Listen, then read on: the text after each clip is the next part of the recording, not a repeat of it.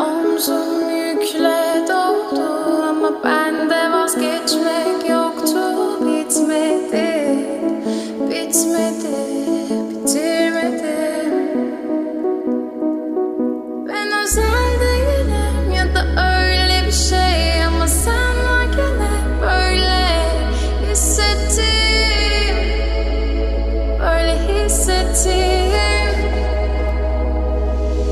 Yanan her şey görünmüyor olmalı, bunu sen de hatırlarsın da artık